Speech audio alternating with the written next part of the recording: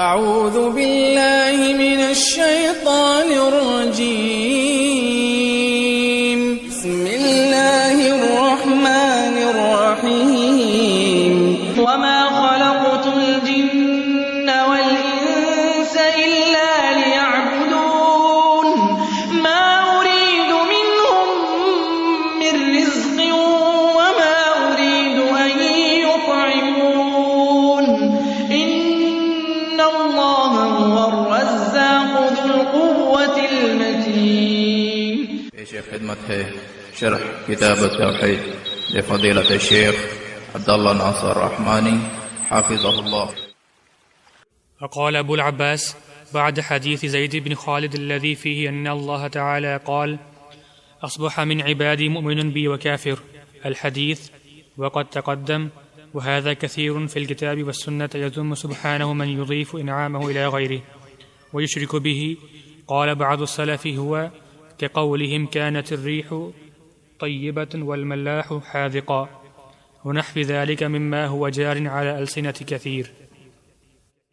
شیخ الاسلام ابن تیمیہ رحمہ اللہ ابو العباس کی کنیت تھی.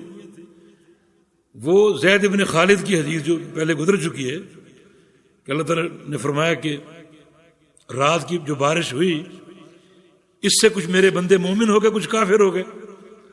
اس حدیث کا حوالہ دے کے فرماتے ہیں وَهَذَا كَثِيرٌ فِي الْكِتَابِ وَالسُّنَّةِ. کتاب و سنت میں اس قسم کے بہت سے دلائل آپ کو ملیں گے. يَذُمُّ سُبْحَانَهُ وَتَعَالَى مَنْ يُضِيفُ إِنْعَامَهُ إِلَى غَيْرِهِ وَيُشْرِكُ بِهِ. اللہ تعالیٰ ان میں مذمت فرماتے ہیں ان لوگوں کی جو اللہ کی نعمتوں کو غیر اللہ کی طرف منسوب کرتے ہیں. وَيُشْرِكُ بِهِ. اس طرح شرک کے مرتکب بن جاتے ہیں. نعمت اللہ کی ہے اور اس کو غیر اللہ کے نام لگا دیتے ہیں.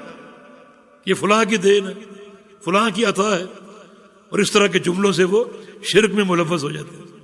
آپ نے حدیث پوری پڑھی ہے کہ رسول اللہ نے فرمایا کہ اللہ فرماتا ہے. یہ جملہ ادا کر کے بعض بندے کفر کی وادی میں داخل ہو.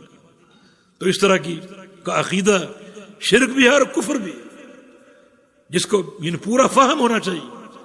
اور اس قسم کے جملے جو عام ہماری گفتگو میں آتے ہیں ہم اللہ عزت کا فضل اس کا انعام اس کی دین اور اس کی عطا کو شامل رکھیں اور یہ کہیں کہ اللہ تعالیٰ نے فلاں سبب ہم کو عطا فرمایا. جیسے آگے ایک جملہ قال بعض السلف ہوا كقولهم كانت الريح طيبة والملاح حاذقا. کبھی آپ سفر کریں بحری جہاز میں کشتی پر اور کشتی بھور میں پھنس جائے طوفان آ گیا کشتی پھنس گئی لیکن بالآخر اللہ نے کشتی کنارے لگا دی آپ بچ گئے. اب آپ کیا باتیں کرتے ہیں كانت الريح طيبة ہوا اچھی چل پڑی تھی موافق والملاح حاذقا اور جو جہاز کا جو ملاح تھا عقل مند تھا سمجھدار تھا جو ہم کو بچا کر لیا بچایا اللہ نے. اللہ کی نعمت کو آپ نے ملاح کے نام لگا دیا. یہ توفیق اللہ کی. تو اس قسم کے جملوں میں اپنے عقیدے کے معاملے کو سامنے رکھیں. ہمیشہ اللہ کے فضل کو اور اس کی دین کو شامل رکھیں. یہ اسباب اللہ کے مہیا کرتا ہے. اللہ اسباب فراہم کرتا ہے جس سے عافیت اور تحفظ کا راستہ بندے کو حاصل ہوتا ہے. تو اس کو اللہ کی طرف منسوب کرو ورنہ اللہ کی نعمت آپ نے غیر اللہ کی طرف منسوب کی تو یہ شرک ہو جائے گا. جی ہاں ختم کر دے گا. ہاں الحمدللہ اگر کہیں گے تو اللہ کی تعریف ہوگی یعنی اللہ کی دین اور اس کی طرف نسبت ہو جائے گی ٹھیک ہو جائے گی. ہاں پھر ٹھیک ہو جائے گی. اللہ پاک مجھے اور آپ کو توحید کی اصلاح کی اور توحید کے صحیح فہم کی توفیق عطا فرما دے. ہمارے قلوب کو خالص توحید سے معطر اور منور فرما دے. ہمارے اعمال کو اللہ تعالی توحید کے رنگ سے منور فرما دے اور ہم کو اپنے پیارے پیغمبر کی محبت اور آپ کی سنت کی اتباع کی توفیق عطا فرما دے. اقول قولی هذا واستغفر الله لي ولكم واخر دعوانا ان الحمد لله رب العالمين. قال تعالی وتعاونوا علی البر والتقوى. بھلائی اور تقوی کے کاموں میں معاون بنے. ہمارے واٹس ایپ کا نمبر 0097334124647. ہمارے فیس بک صفحہ کا عنوان URDUEDUCLIP.